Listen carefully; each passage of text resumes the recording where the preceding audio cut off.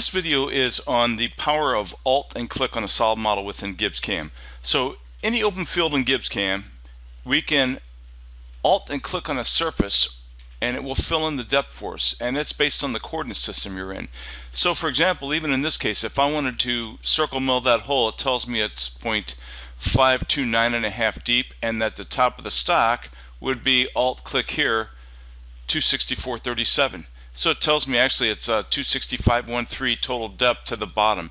If I go to the bottom of that hole as well, same deal there. If I Alt and click here, it's going to fill in the bottom for me.